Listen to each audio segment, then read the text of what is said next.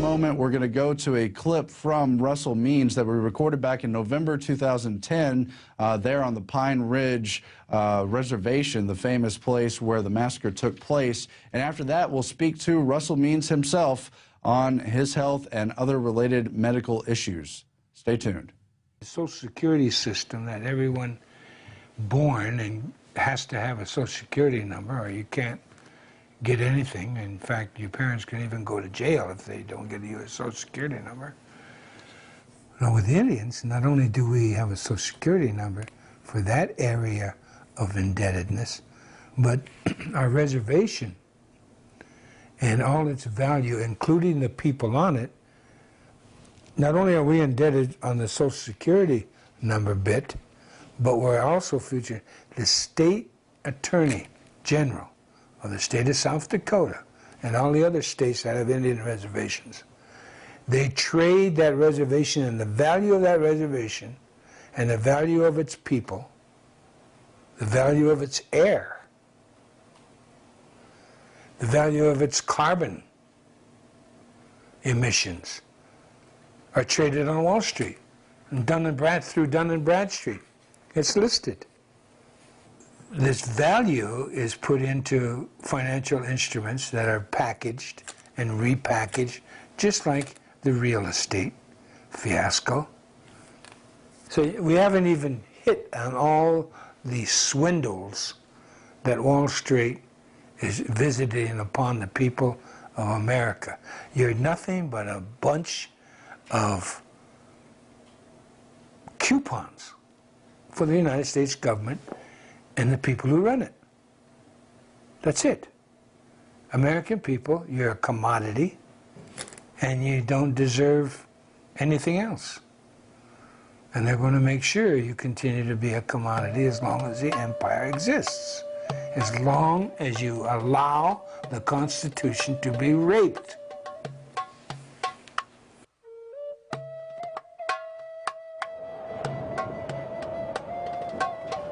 This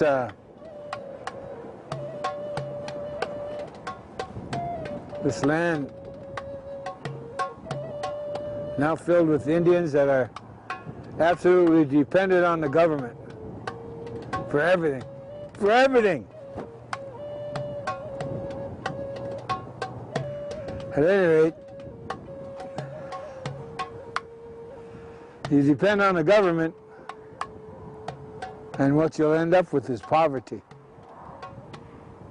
and a lot of paper. Because everything you do, the government requires a lot of paper. You have to fill out a lot of forms.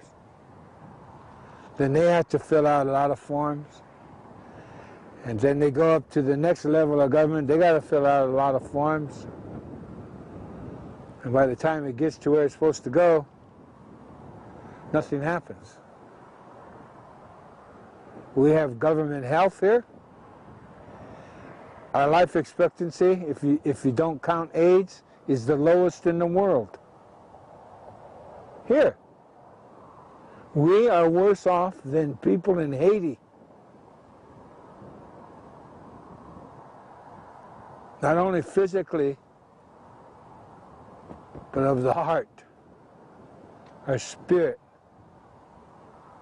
our reason to live. No, you don't want the government taking care of you. I do not speak untruths. Our land, held in trust by the federal government, so we can't get loans, so we can't get businesses. That's some more paperwork you have to apply for. Our casino, the money goes first to the Bureau of Indian Affairs, then we have to write proposals to utilize the money. It's a never-ending cycle of poverty, dependency on the government. And in order for you to get ahead, you have to be like a congressman. You have to take bribes. You have to steal money. Taxpayers' money. So America is no different than this Indian reservation. You're dependent on the government now, and you're getting what you deserve. But every time you try to get away from the government, they'll kill you. Or put you in prison.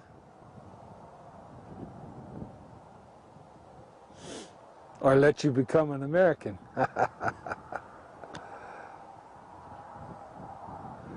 If you catch my drift. Because you're the new Indian. You're the new American Indian. Congratulations. Welcome to the club. This land is beautiful. It belongs to us. And we should learn to take care of it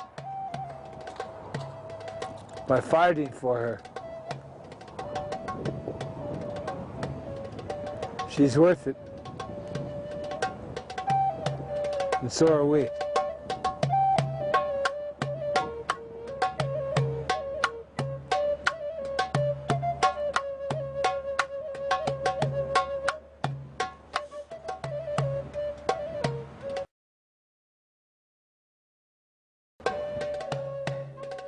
And the interview you just saw was filmed last year in November at Pine Ridge in South Dakota, where Russell resides. We're joined now by Russell Means. He is the chief facilitator for the Republic of Lakota. He's also a longtime activist and also an author, a philosopher, and has many other roles as well. Russell, we really thank you for joining us.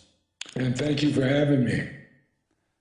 Now, I understand there's quite a few topics you wanted to get into. What would you like to cover first, sir?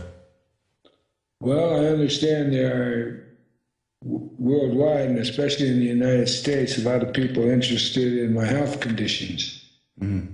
Yeah, if you could please tell us, what you've been facing and what the outlook is, sir.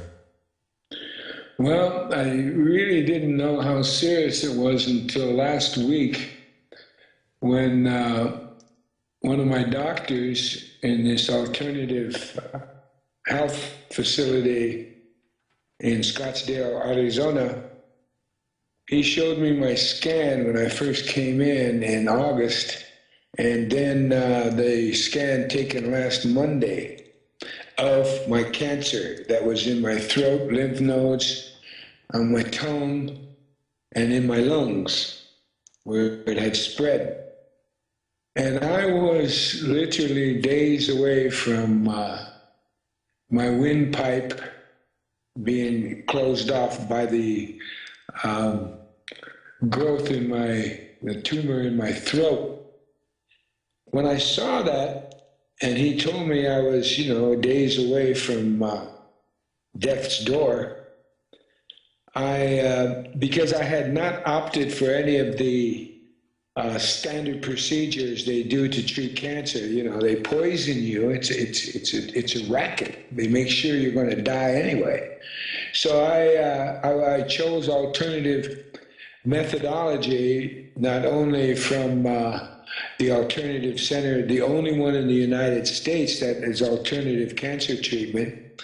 I come to find out that only 3 states allow alternative cancer treatments. That's Nevada, Utah, and Arizona, and there's only one alternative cancer treatment center, and that's in Scottsdale, Arizona. So my wife found it, and we came here, and last week when I found out I was literally at death's door, it blew me away. Then he showed me my scan from last week, and because of the medicines I've been taking that are from my own indigenous peoples and from the alternative center here in Scottsdale and the tomotherapy I've been going through, about 90%, over 95% of my throat's clear now. The lymph nodes are clear, the throat is clear, the lungs are partially clear, but there's quite a few still small spots of cancer in my lungs. The tomo treatment cannot be continued in my lungs because of the sensitive nature of the tissues in there. So consequently, it's totally on my Indian medicines.